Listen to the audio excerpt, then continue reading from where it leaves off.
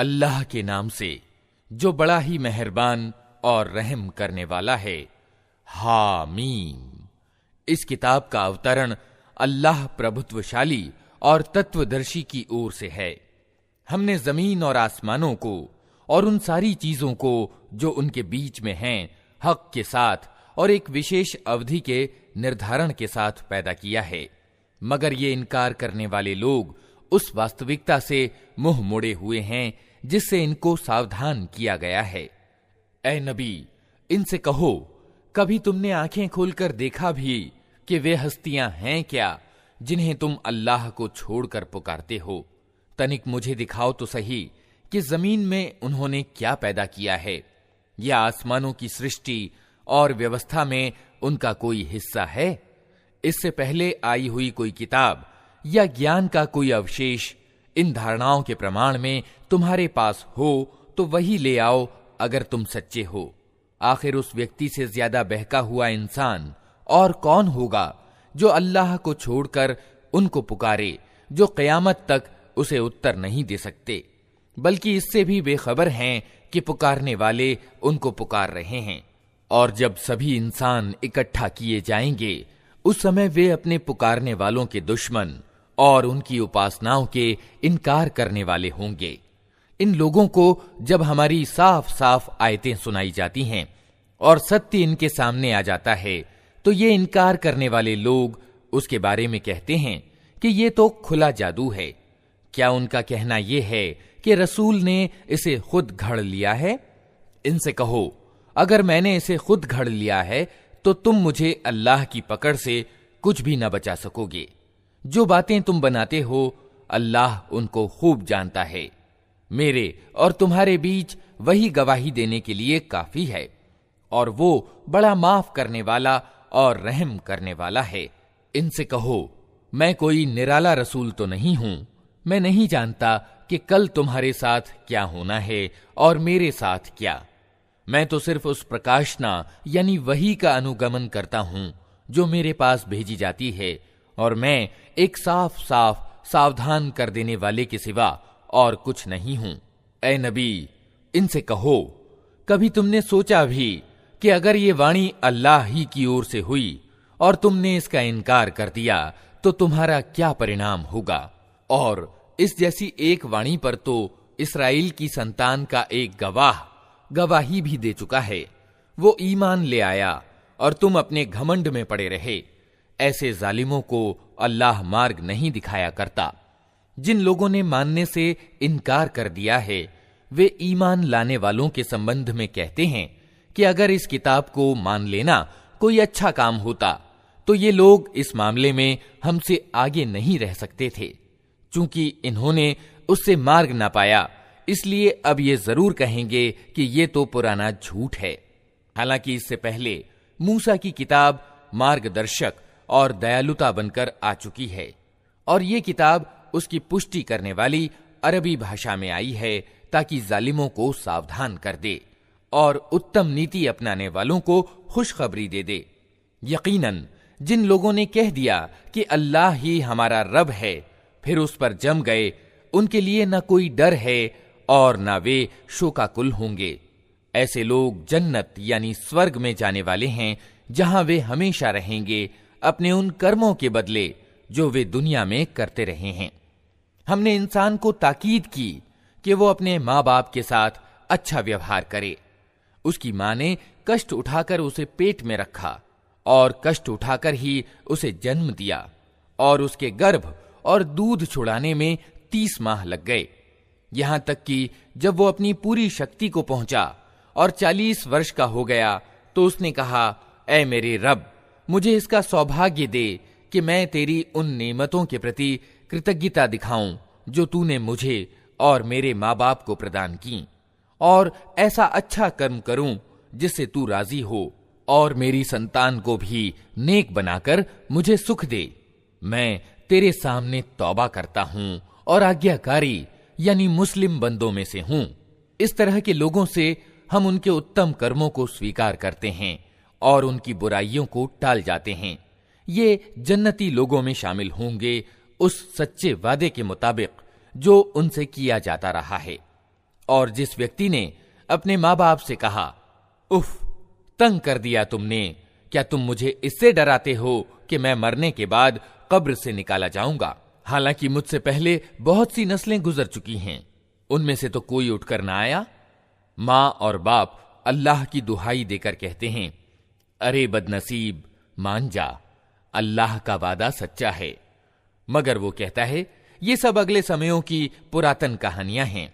ये लोग हैं जिन पर अजाब का फैसला चस्पा हो चुका है।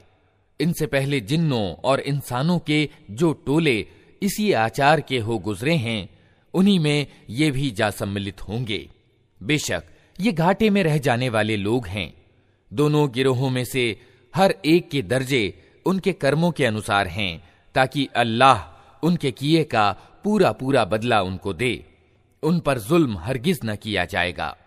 फिर जब ये इनकार करने वाले आग के सामने ला खड़े किए जाएंगे, तो इनसे कहा जाएगा, तुम अपने हिस्से की नेमतें अपनी दुनिया की जिंदगी में समाप्त कर चुके और उनका मजा तुम ले चुके।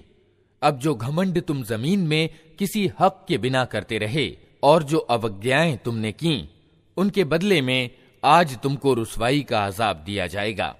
तनिक इन्हें आद के भाई हूद का किस्सा सुनाओ, जबकि उसने अहकाफ में अपनी कौम को सावधान किया था।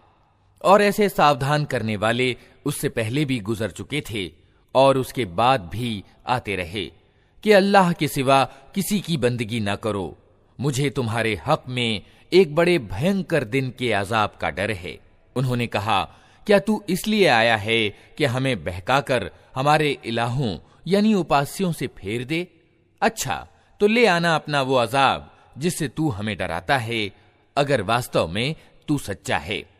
उसने कहा, इसका ज्ञान तो अल्लाह को है, मैं सिर्फ वो संदेश तुम्हें पहुंचा रहा हूं जिसे देकर मुझे भेजा गया है, मगर मैं देख रहा हूं कि तुम लोग अज्ञानता बरत रहे हो। फिर जब उन्होंने उस अजाब को अपनी घाटियों की ओर आते देखा, तो कहने लगे, ये बादल है जो हमें सिंचित कर देगा। नहीं, बल्कि ये वही चीज है जिसके लिए तुम जल्दी मचा रहे थे। ये हवा का तूफान है जिसमें दर्दनाक अजाब चला आ रहा है। अपने रब के आदेश से हर चीज को तबाह कर डालेगा। आखिरकार उनकी दशा ये हुई कि उनके रहने की जगहों के सिवा वहां कुछ दिखाई न देता था। इस तरह हम अपराधियों को बदला दिया करते हैं। उनको हमने वो कुछ दिया था जो तुम लोगों को नहीं दिया है। उनको हमने कान, आंखें और दिल सब कुछ दे रखे थे, मगर न वे कान उनके किसी काम आए, न आंखें, न दिल, क्योंकि वे अल्लाह की आयतों का इनकार करते थे और उसी चीज के फेर में वे आ गए जिसकी वे हंसी उड़ाते थे। तुम्हारे आसपास के क्षेत्रों में बहुत सी बस्तियों को हम तबाह कर चुके हैं। हमने अपनी आयतें भेजकर बार बार तरह तरह से उनको समझाया, शायद कि वे बाज आ जाएं। फिर क्यों ना उन हस्तियों ने उनकी सहायता की जिन्हें अल्लाह को छोड़कर उन्होंने अल्लाह से निकट होने का माध्यम समझते हुए इलाह यानी उपास्य बना लिया था, बल्कि वे तो उनसे खोए गए और ये था उनके झूठ और उन बनावटी धारणाओं का परिणाम जो उन्होंने घड़ रखे थे। और वो घटना भी उल्लेखनीय है जब हम जिन्नों के एक गिरोह को तुम्हारी ओर ले आए थे ताकि कुरान सुने। जब वे उस जगह पहुंचे जहां तुम कुरान पढ़ रहे थे, तो उन्होंने आपस में कहा, चुप हो जाओ। फिर जब वो पढ़ा जा चुका तो वे सावधान करने वाले बनकर अपनी कौम की ओर पलटे। उन्होंने जाकर कहा, ऐ हमारी कौम के लोगों, हमने एक किताब सुनी है जो मूसा के बाद उतारी गई है, पुष्टि करने वाली है अपने से पहले आई हुई किताबों की, पथ प्रदर्शन करती है सत्य और सीधे मार्ग की ओर। ऐ हमारी कौम के लोगों, अल्लाह की ओर बुलाने वाले का आमंत्रण स्वीकार कर लो और उस पर ईमान ले आओ। अल्लाह तुम्हारे गुनाहों को माफ करेगा और तुम्हें दर्दनाक अजाब से बचा देगा। और जो कोई अल्लाह के आमंत्रण करता यानी दावत देने वाले की बात न माने, वो न जमीन में खुद कोई बलबूता रखता है कि अल्लाह को तंग कर दे और न उसके कोई ऐसे सहायक और संरक्षक हैं कि अल्लाह से उसको बचा लें। ऐसे लोग खुली गुमराही में पड़े हुए हैं। और क्या इन लोगों को ये सुझाई नहीं देता कि जिस अल्लाह ने ये जमीन और आसमान पैदा किए और इनको बनाते हुए वो न थका, वो जरूर इसकी सामर्थ्य रखता है कि मुर्दों को जिला उठाए। क्यों नहीं, यकीनन वो हर चीज की सामर्थ्य रखता है। जिस दिन ये इनकार करने वाले आग के सामने लाए जाएंगे, उस समय इनसे पूछा जाएगा, क्या ये सत्य नहीं है? ये कहेंगे, हाँ, हमारे रब की कसम, ये वास्तव में सत्य है। अल्लाह कहेगा, अच्छा, तो अब अजाब का मजा चखो अपने उस इनकार के बदले में जो तुम करते रहे थे। अतः ए नबी, सब्र करो जिस तरह संकल्पवान रसूलों ने सब्र किया है, और इनके मामले में जल्दी ना करो।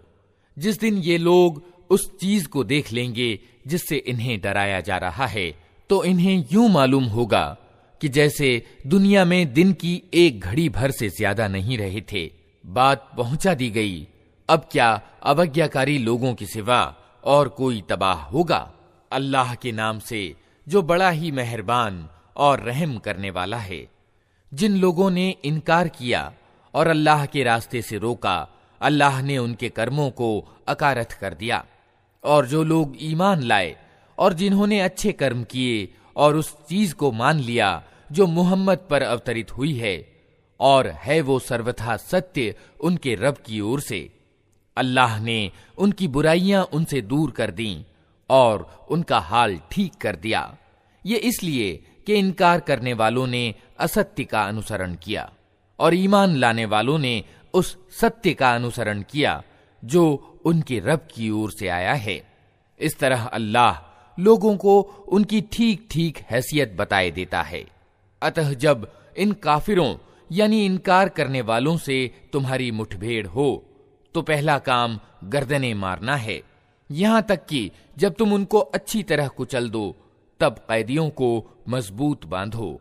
इसके बाद तुम्हें अधिकार है एहसान करो या अर्थदंड यानी फिदिया का मामला कर लो, यहां तक कि लड़ाई अपने हथियार डाल दे। ये है तुम्हारे करने का काम। अल्लाह चाहता तो खुद ही उनसे निपट लेता, मगर ये तरीका उसने इसलिए अपनाया है ताकि तुम लोगों को एक दूसरे के द्वारा आजमाए। और जो लोग अल्लाह के मार्ग में मारे जाएंगे, अल्लाह उनके कर्मों को हरगिज अकारथ न करेगा। वो उनको मार्ग दिखाएगा, उनका हाल ठीक कर देगा और उनको उस जन्नत में दाखिल करेगा जिससे वो उनको परिचित करा चुका है। ऐ लोगो जो ईमान लाए हो, अगर तुम अल्लाह की सहायता करोगे तो वो तुम्हारी सहायता करेगा और तुम्हारे कदम मजबूत जमा देगा। रहे वे लोग जिन्होंने इनकार किया है, तो उनके लिए तबाही है और अल्लाह ने उनके कर्मों को भटका दिया है, क्योंकि उन्होंने उस चीज को नापसंद किया जिसे अल्लाह ने उतारा है। अतः अल्लाह ने उनके कर्म अकारथ कर दिए। क्या वे जमीन में चले फिरे न थे कि उन लोगों का अंजाम देखते जो उनसे पहले गुजर चुके हैं? अल्लाह ने उनका सब कुछ उन पर उलट दिया और ऐसे ही परिणाम इन इनकार करने वालों के लिए नियत हैं। ये इसलिए कि ईमान लाने वालों का संरक्षक और सहायक अल्लाह है और इनकार करने वालों का संरक्षक और सहायक कोई नहीं। ईमान लाने वालों और अच्छे कर्म करने वालों को अल्लाह उन जन्नतों में प्रवेश करेगा जिनके नीचे नहरें बहती हैं, और इनकार करने वाले बस दुनिया की कुछ दिनों की जिंदगी के मजे लूट रहे हैं, जानवरों की तरह खा पी रहे हैं और उनका अंतिम ठिकाना जहन्नम है।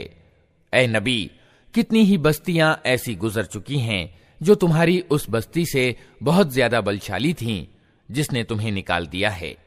उन्हें हमने इस तरह तबाह कर दिया कि कोई उनका बचाने वाला न था। भला कहीं ऐसा हो सकता है कि जो अपने रब की ओर से एक स्पष्ट और प्रत्यक्ष मार्ग पर हो, वो उन लोगों की तरह हो जाए जिनके लिए उनका बुरा कर्म सुहाना बना दिया गया है और वे अपनी इच्छाओं के अनुगामी बन गए हैं। परहेजगार लोगों के लिए जिस जन्नत का वादा किया गया है, उसकी शान तो ये है कि उसमें नहरें बह रही होंगी निथरे हुए पानी की, नहरें बह रही होंगी ऐसे दूध की जिसके मजे में तनिक फर्क ना आया होगा। नहरें बह रही होंगी ऐसी शराब की जो पीने वालों के लिए स्वादिष्ट होंगी। नहरें बह रही होंगी साफ सुथरे शहद की, उसमें उनके लिए हर तरह के फल होंगे और उनके रब की ओर से बख्शिश। क्या वो व्यक्ति जिसके हिस्से में ये जन्नत आने वाली है उन लोगों की तरह हो सकता है जो जहन्नम में हमेशा रहेंगे और जिन्हें ऐसा गर्म पानी पिलाया जाएगा जो उनकी आंतें तक काट देगा? उनमें से कुछ लोग ऐसे हैं जो कान लगाकर तुम्हारी बात सुनते हैं और फिर जब तुम्हारे पास से निकलते हैं तो उन लोगों से जिन्हें ज्ञान की नेमत प्रदान की गई है पूछते हैं कि अभी अभी इन्होंने क्या कहा था। ये वे लोग हैं जिनके दिलों पर अल्लाह ने ठप्पा लगा दिया है और ये अपनी इच्छाओं के पीछे चल रहे हैं।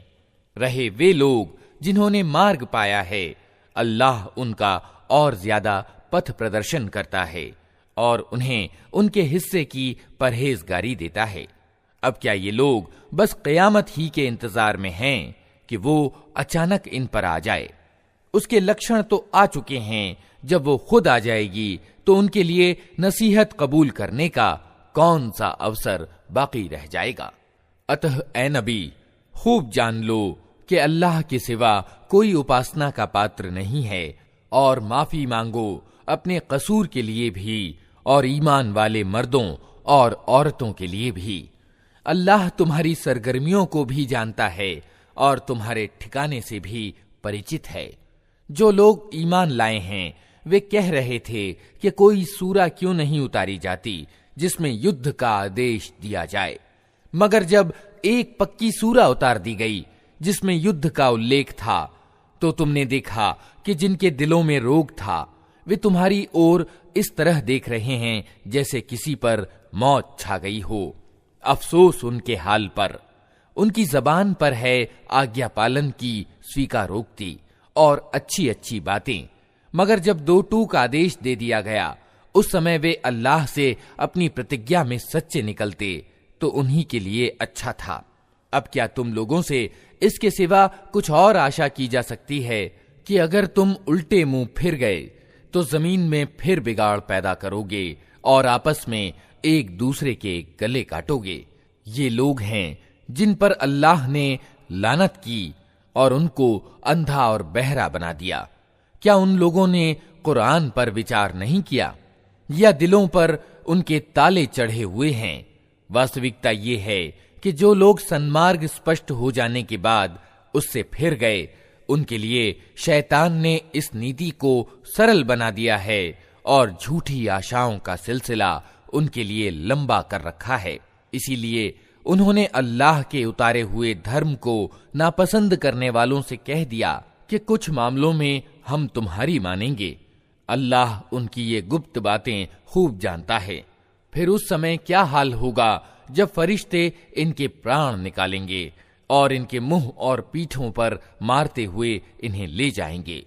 ये इसीलिए तो होगा कि इन्होंने उस पद्धति का अनुपालन किया जो अल्लाह को नाराज करने वाली है और उसकी प्रसन्नता का मार्ग ग्रहण करना पसंद न किया। इसी कारण उसने इनके सब कर्म अकारथ कर दिए। क्या वे लोग जिनके दिलों में रोग है ये समझे बैठे हैं कि अल्लाह उनके दिलों के खोट प्रकट न करेगा? हम चाहें तो उन्हें तुमको आंखों से दिखा दें और उनके चेहरों से तुम उनको पहचान लो, मगर उनकी बातचीत के ढब से तो तुम उनको जान ही लोगे। अल्लाह तुम सबके कर्मों से खूब परिचित है। हम जरूर तुम लोगों को परीक्षा में डालेंगे ताकि तुम्हारी हालतों की जांच करें और देख लें कि तुम में मुजाहिद यानी जान तोड़ प्रयास करने वाले और मजबूती से जमे रहने वाले कौन हैं। जिन लोगों ने इनकार किया और अल्लाह के मार्ग से रोका और रसूल से झगड़ा किया जबकि उन पर सन्मार्ग स्पष्ट हो चुका था, वास्तव में वे अल्लाह का कोई नुकसान भी नहीं कर सकते, बल्कि अल्लाह ही उनका सब किया कराया बर्बाद कर देगा। ऐ लोगो जो ईमान लाए हो, तुम अल्लाह की आज्ञा मानो और रसूल की आज्ञा मानो और अपने कर्मों को बर्बाद न कर लो। इनकार करने वालों और अल्लाह के मार्ग से रोकने वालों और मरते समय तक इनकार यानी कुफ्र पर जमे रहने वालों को तो अल्लाह हरगिज माफ न करेगा। अतः तुम बोदे न बनो और सुलह के लिए निवेदन न करो, तुम ही प्रभावी रहने वाले हो। अल्लाह तुम्हारे साथ है और तुम्हारे कर्मों को वो हरगिज नष्ट न करेगा।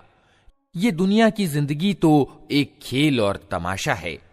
अगर तुम ईमान रखो और तकवा यानी धर्म परायणता की नीति पर चलते रहो तो अल्लाह तुम्हारे कर्मों का बदला तुमको देगा और वो तुम्हारे माल तुमसे न मांगेगा। अगर कहीं वो तुम्हारे माल तुमसे मांग ले और सब के सब तुमसे तलब कर ले तो तुम कंजूसी करोगे और वो तुम्हारे खोट उभार लाएगा। देखो, तुम लोगों को आमंत्रण दिया जा रहा है कि अल्लाह के मार्ग में माल खर्च करो। इस पर तुम में से कुछ लोग हैं जो कंजूसी कर रहे हैं। हालांकि जो कंजूसी करता है वो वास्तव में अपने आप ही से कंजूसी कर रहा है। अल्लाह तो धनी है, तुम ही उसके मोहताज हो। अगर तुम मुंह मोड़ोगे तो अल्लाह तुम्हारी जगह किसी दूसरी कौम को ले आएगा और वे तुम जैसे न होंगे। अल्लाह के नाम से जो बड़ा ही मेहरबान और रहम करने वाला है। ऐ नबी, हमने तुमको खुली विजय प्रदान कर दी ताकि अल्लाह तुम्हारी अगली पिछली हर कोताही को माफ करे और तुम पर अपनी नेमत पूरी कर दे और तुम्हें सीधा मार्ग दिखाए और तुमको बड़ी सहायता प्रदान करे। वही है जिसने ईमान वालों के दिलों में सकीनत यानी शांति उतारी ताकि अपने ईमान के साथ वे एक और ईमान बढ़ा लें। जमीन और आसमानों की सब सेनाएं अल्लाह के अधिकार में हैं और वो सर्वज्ञ और तत्वदर्शी है। उसने ये काम इसलिए किया है ताकि ईमान वाले मर्दों और ईमान वाली औरतों को हमेशा रहने के लिए ऐसी जन्नतों में प्रवेश कराए जिनके नीचे नहरें बह रही होंगी और उनकी बुराइयां उनसे दूर कर दे। अल्लाह की दृष्टि में ये बड़ी सफलता है और उन मुनाफिक यानी मिथ्याचारी मर्दों और औरतों और बहुदेववादी मर्दों और औरतों को सजा दे जो अल्लाह के संबंध में बुरे गुमान रखते हैं। बुराई के फेर में वे खुद ही आ गए। अल्लाह का प्रकोप उन पर हुआ और उसने उन पर लानत की और उनके लिए जहन्नम तैयार कर दिया जो बहुत ही बुरा ठिकाना है। आसमानों और जमीन की सेनाएं अल्लाह ही के अधिकार में हैं और वो प्रभुत्वशाली और तत्वदर्शी है। ऐ नबी, हमने तुमको गवाही देने वाला, खुशखबरी देने वाला और सावधान कर देने वाला बनाकर भेजा है ताकि ऐ लोगों, तुम अल्लाह और उसके रसूल पर ईमान लाओ और उसका अर्थात रसूल का साथ दो, उसका आदर और सम्मान करो और सुबह और शाम अल्लाह की तस्बीह यानी गुणगान करते रहो। ऐ नबी, जो लोग तुमसे बैत कर रहे थे वे वास्तव में अल्लाह से बैत कर रहे थे। उनके हाथ पर अल्लाह का हाथ था। अब जो इस प्रतिज्ञा यानी अहद को भंग करेगा उसके प्रतिज्ञा भंग करने का वबाल उसके अपने ही ऊपर होगा और जो उस प्रतिज्ञा को पूरा करेगा जो उसने अल्लाह से की है, अल्लाह जल्द ही उसको बड़ा बदला प्रदान करेगा। ऐ नबी, अरब बद्दुओं में से जो लोग पीछे छोड़ दिए गए थे अब वे आकर जरूर तुमसे कहेंगे कि हमें अपने मालों और बाल बच्चों की चिंता ने व्यस्त कर रखा था, आप हमारे लिए माफी की दुआ करें। ये लोग अपनी जबानों से वे बातें कहते हैं जो इनके दिलों में नहीं होती। इनसे कहना, अच्छा यही बात है तो कौन तुम्हारे मामले में अल्लाह के फैसले को रोक देने का कुछ भी अधिकार रखता है? अगर वो तुम्हें कोई हानि पहुंचाना चाहे या लाभ पहुंचाना चाहे, तुम्हारे कर्मों की तो अल्लाह ही खबर रखता है। मगर सत्य बात वो नहीं है जो तुम कह रहे हो, बल्कि तुमने यूं समझा कि रसूल और ईमान वाले अपने घर वालों में हरगिज पलटकर ना आ सकेंगे और ये ख्याल तुम्हारे दिलों को बहुत भला लगा और तुमने बहुत बुरे गुमान किए और तुम बड़े ही बदकिस्मत लोग हो। अल्लाह और उसके रसूल पर जो लोग ईमान न रखते हों ऐसे इनकार करने वालों के लिए हमने भड़कती हुई आग तैयार कर रखी है। आसमानों और जमीन के राज का मालिक अल्लाह ही है, जिसे चाहे माफ करे और जिसे चाहे सजा दे, और वो बड़ा ही मेहरबान और रहम करने वाला है। जब तुम गनीमत का माल हासिल करने के लिए जाने लगोगे तो ये पीछे छोड़े जाने वाले लोग तुमसे जरूर कहेंगे कि हमें भी अपने साथ चलने दो। ये चाहते हैं कि अल्लाह के फरमान को बदल दें। इनसे साफ साफ कह देना कि तुम कदापि हमारे साथ नहीं चल सकते। अल्लाह पहले ही ये कह चुका है। ये कहेंगे कि नहीं, बल्कि तुम लोग हमसे ईर्ष्या कर रहे हो। हालांकि बात ईर्ष्या की नहीं है, बल्कि ये लोग सही बात को कम ही समझते हैं। इन पीछे छोड़े जाने वाले अरब बद्दुओं से कहना कि जल्द ही तुम्हें ऐसे लोगों से लड़ने के लिए बुलाया जाएगा जो बड़े बलशाली हैं। तुमको उनसे युद्ध करना होगा या वे आज्ञाकारी हो जाएंगे। उस समय अगर तुमने जिहाद के आदेश का पालन किया तो अल्लाह तुम्हें अच्छा बदला देगा, और अगर तुम फिर उसी तरह मुंह मोड़ गए जिस तरह पहले मोड़ चुके हो तो अल्लाह तुमको दर्दनाक अजाब देगा। हाँ, अगर अंधा और लंगड़ा और बीमार जिहाद के लिए न आए तो कोई हरज नहीं। जो कोई अल्लाह और उसके रसूल की आज्ञा का पालन करेगा, अल्लाह उसे उन जन्नतों में प्रवेश कराएगा जिनके नीचे नहरें बह रही होंगी, और जो मुंह फेरेगा उसे वो दर्दनाक अजाब देगा। अल्लाह ईमान लाने वालों से खुश हो गया जब वे पेड़ के नीचे तुमसे बैत कर रहे थे। उनके दिलों का हाल उसको मालूम था, इसलिए उसने उन पर सकीनत यानी शांति उतारी। उनको इनाम में करीब की विजय प्रदान की और गनीमत का बहुत सा माल उन्हें प्रदान कर दिया, जिसे वे जल्द ही प्राप्त करेंगे। अल्लाह प्रभुत्वशाली और तत्वदर्शी है। अल्लाह तुमसे बहुत सी गनीमतों का वादा करता है जिन्हें तुम प्राप्त करोगे। तात्कालिक रूप में तो ये विजय उसने तुम्हें प्रदान कर दी और लोगों के हाथ तुम्हारे विरुद्ध उठने से रोक दिए, ताकि ये ईमान वालों के लिए एक निशानी बन जाए और अल्लाह तुम्हें सीधा मार्ग दिखाए। इसके अलावा दूसरी और गनीमतों का भी वो तुमसे वादा करता है जिन पर तुम अभी काबू नहीं पा सके हो, और अल्लाह ने उनको घेर रखा है। अल्लाह को हर चीज की सामर्थ्य प्राप्त है। ये काफिर लोग अगर इस समय तुमसे लड़ गए होते तो यकीनन पीठ फेरते और कोई संरक्षक और सहायक न पाते।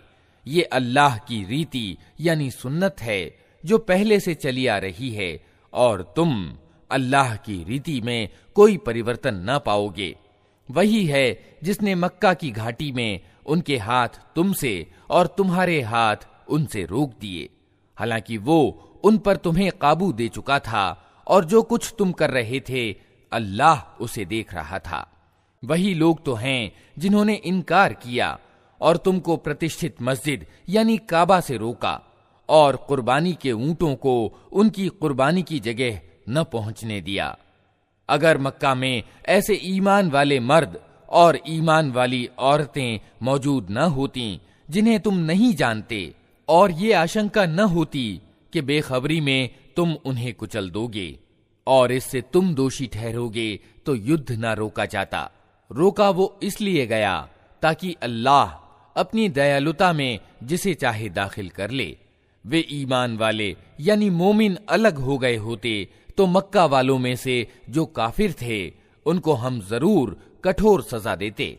यही कारण है कि जब उन काफिरों ने अपने दिलों में अज्ञान का पक्षपात बिठा लिया तो अल्लाह ने अपने रसूल और ईमान वालों पर सकीनत यानी शांति उतारी और ईमान वालों को परहेजगारी यानी तकवा की बात का पाबंद रखा कि वही उसके ज्यादा हकदार और उसके योग्य थे।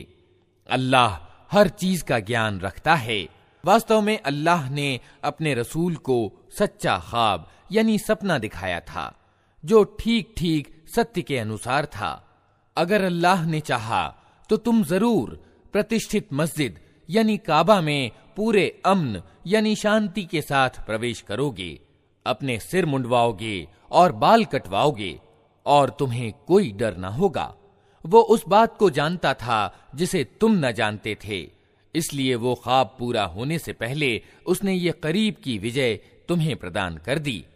वो अल्लाह ही है जिसने अपने रसूल को मार्गदर्शन और सत्य धर्म के साथ भेजा है ताकि उसको पूरे के पूरे धर्म पर प्रभुत्व प्रदान कर दे, और इस हकीकत पर अल्लाह की गवाही काफी है।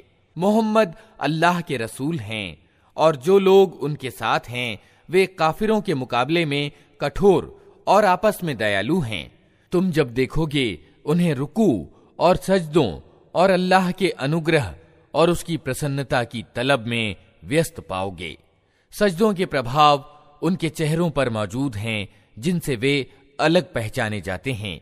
ये है उनकी विशेषता तौरात में, और इंजील में उनकी मिसाल यूं दी गई है कि मानो एक खेती है जिसने पहले कोंपल निकाली, फिर उसको मजबूत किया, फिर वो गदराई, फिर अपने तने पर खड़ी हो गई। खेती करने वालों को वो खुश करती है ताकि काफिर उनके फलने फूलने पर जलें। उस गिरोह के लोग जो ईमान लाए हैं और जिन्होंने अच्छे कर्म किए हैं, अल्लाह ने उनसे माफी और बड़े बदले का वादा किया है। अल्लाह के नाम से जो बड़ा ही मेहरबान और रहम करने वाला है। ऐ लोगो जो ईमान लाए हो, अल्लाह और उसके रसूल से आगे न बढ़ो और अल्लाह से डरो। अल्लाह सब कुछ सुनने और जानने वाला है।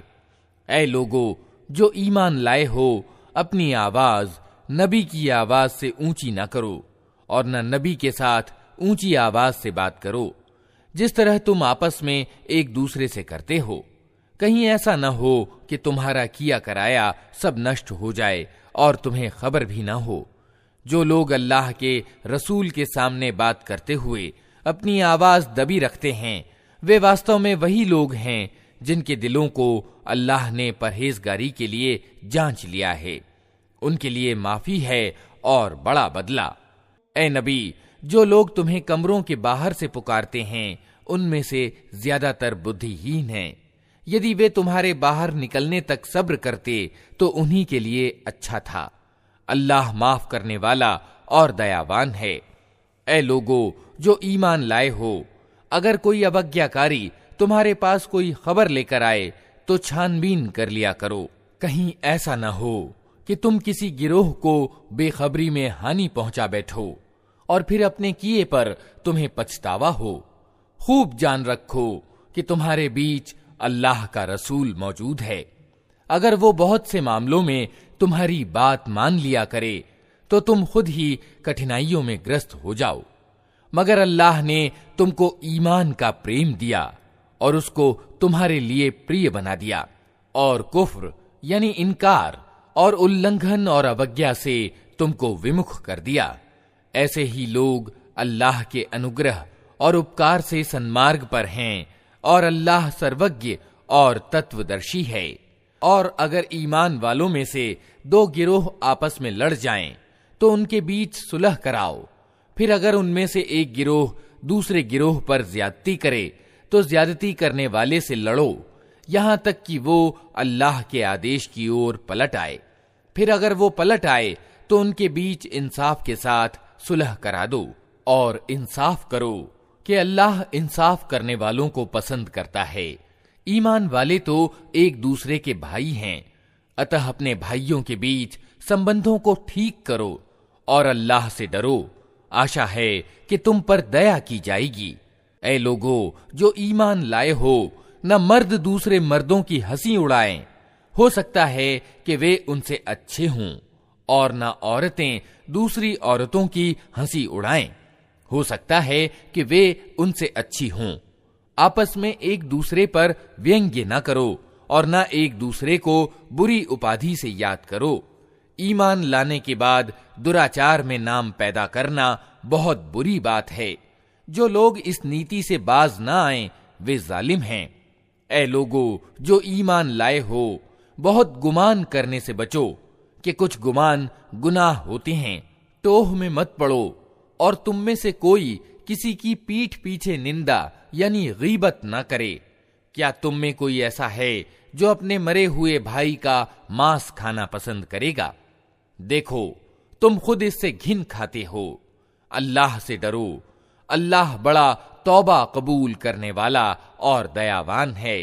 लोगो, हमने तुमको एक मर्द और एक औरत से पैदा किया और फिर तुम्हारी कौमें और बिरादरियां बना दी ताकि तुम एक दूसरे को पहचानो। वास्तव में अल्लाह की दृष्टि में तुम में सबसे ज्यादा प्रतिष्ठित वो है जो तुम में सबसे ज्यादा परहेजगार है। यकीनन अल्लाह सब कुछ जानने वाला और खबर रखने वाला है। ये बद्दू कहते हैं कि हम ईमान लाए। इनसे कहो, तुम ईमान नहीं लाए, बल्कि यूं कहो कि हम आज्ञाकारी हो गए। ईमान अभी तुम्हारे दिलों में दाखिल नहीं हुआ है। अगर तुम अल्लाह और उसके रसूल के आज्ञाकारी हो जाओ तो वो तुम्हारे कर्मों के बदले में कोई कमी न करेगा। यकीनन अल्लाह बड़ा माफ करने वाला और दयावान है। वास्तव में तो ईमान वाले वे हैं जो अल्लाह और उसके रसूल पर ईमान लाए, फिर उन्होंने कोई शक न किया और अपनी जानों और मालों से अल्लाह के मार्ग में जिहाद यानी जान तोड़ प्रयास किया। वही सच्चे लोग हैं। ए नबी, इन ईमान के दावेदारों से कहो, क्या तुम अल्लाह को अपने दीन की सूचना दे रहे हो, हालांकि अल्लाह जमीन और आसमानों की प्रत्येक चीज को जानता है और हर चीज का ज्ञान रखता है। ये लोग तुम पर एहसान जताते हैं कि इन्होंने इस्लाम कबूल कर लिया। इनसे कहो, अपने इस्लाम का एहसान मुझ पर ना रखो, बल्कि अल्लाह तुम पर अपना एहसान रखता है कि उसने तुम्हें ईमान की राह दिखा दी, अगर तुम वास्तव में अपने ईमान के दावे में सच्चे हो। अल्लाह जमीन और आसमानों की हर छिपी चीज का ज्ञान रखता है और जो कुछ तुम करते हो वो सब उसकी दृष्टि में है। अल्लाह के नाम से जो बड़ा ही मेहरबान और रहम करने वाला है। काफ, कसम है कुरान मजीद की। बल्कि इन लोगों को आश्चर्य इस बात पर हुआ कि एक सावधान करने वाला खुद इन्हीं में से इनके पास आ गया। फिर इनकार करने वाले कहने लगे, ये तो आश्चर्यजनक बात है। क्या जब हम मर जाएंगे और मिट्टी हो जाएंगे तो दोबारा उठाए जाएंगे? ये वापसी तो बुद्धि से परे दूर की बात है।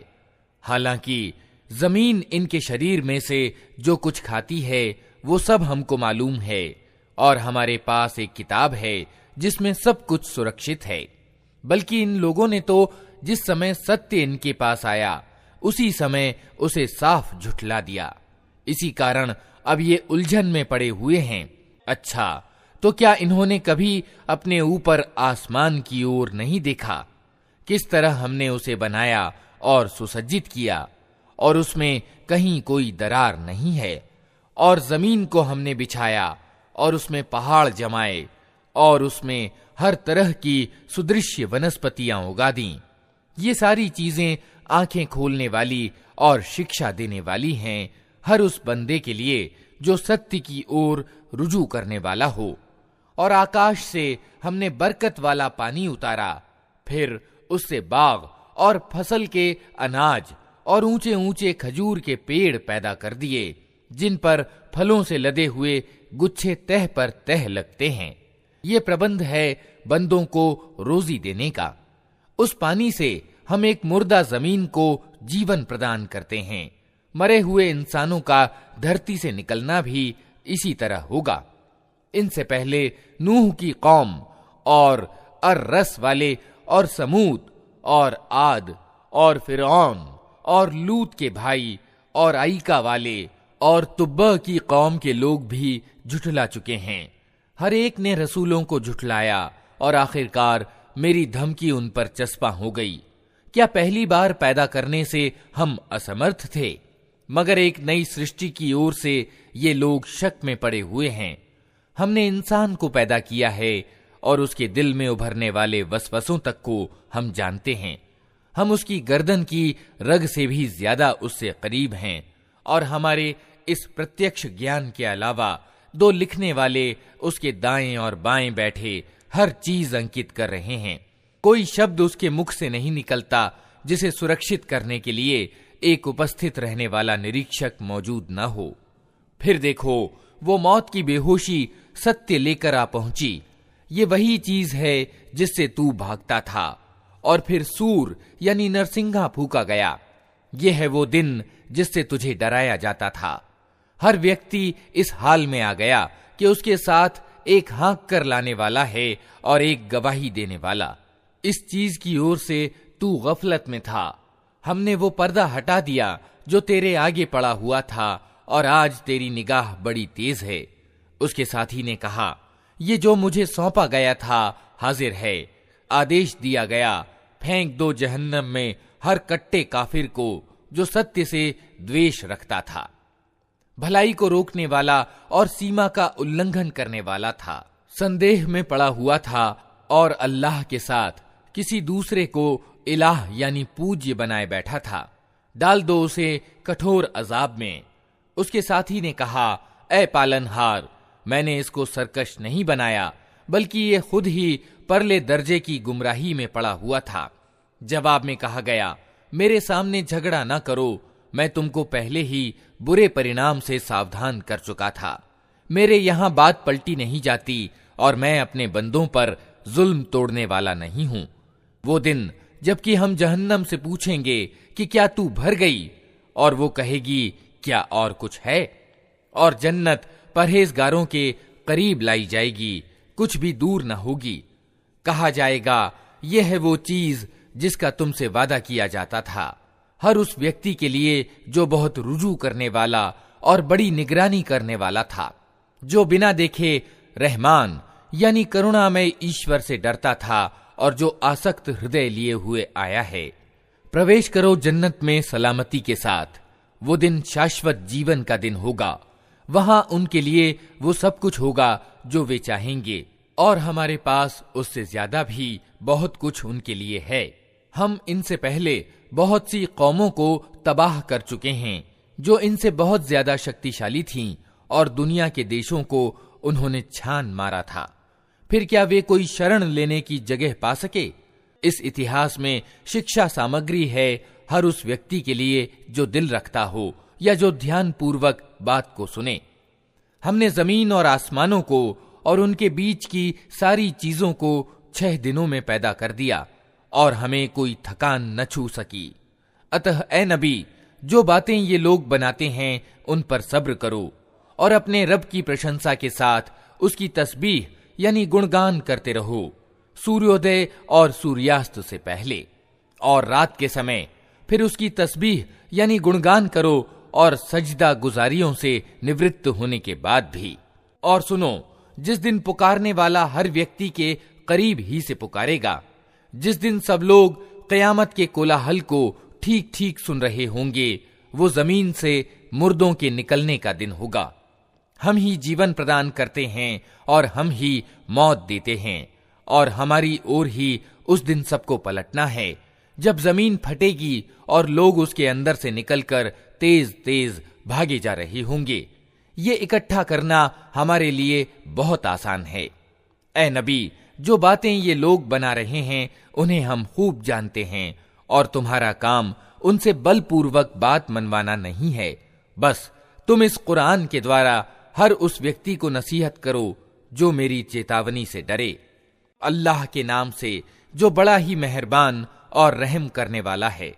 कसम है उन हवाओं की जो गर्द उड़ाने वाली हैं, फिर पानी से लदे हुए बादल उठाने वाली हैं, फिर नर्म चाल के साथ चलने वाली हैं, फिर एक बड़े कार्य यानी वर्षा का वितरण करने वाली हैं।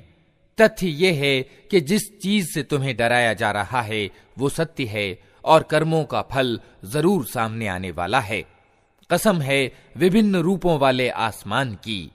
परलोक के विषय में तुम्हारी बात एक दूसरे से भिन्न है। उससे वही विमुख होता है जो सत्य से फिरा हुआ है। मारे गए अटकल और गुमान से हुक्म लगाने वाले, जो अज्ञान में डूबे हुए और गफलत में मदहोश हैं, पूछते हैं आखिर वो बदला दिए जाने का दिन कब आएगा। वो उस दिन आएगा जब ये लोग आग पर तपाए जाएंगे। इनसे कहा जाएगा, अब चखो मजा अपने फितने का। ये वही चीज है जिसके लिए तुम जल्दी मचा रहे थे। अलबत्ता परहेजगार लोग उस दिन बागों और स्रोतों में होंगे, जो कुछ उनका रब उन्हें देगा उसे खुशी खुशी ले रहे होंगे। वे उस दिन के आने से पहले सुकर्मी थे, रातों को कम ही सोते थे, फिर वही रात के पिछले पहरों में माफी मांगा करते थे, और उनके मालों में हक था मांगने वाले और उनके लिए जो पाने से रह गए हों। जमीन में बहुत सी निशानियां हैं विश्वास करने वालों के लिए, और खुद तुम्हारे अपने अस्तित्व में हैं। क्या तुमको सूझता नहीं? आसमान ही में है तुम्हारी रोजी भी और वो चीज भी जिसका तुमसे वादा किया जा रहा है। अतः कसम है आसमान और जमीन के मालिक की, ये बात सत्य है, ऐसी ही विश्वसनीय जैसे तुम बोल रहे हो।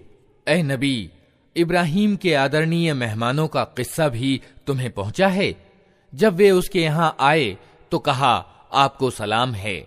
उसने कहा, आप लोगों को भी सलाम है, कुछ अपरिचित से लोग हैं।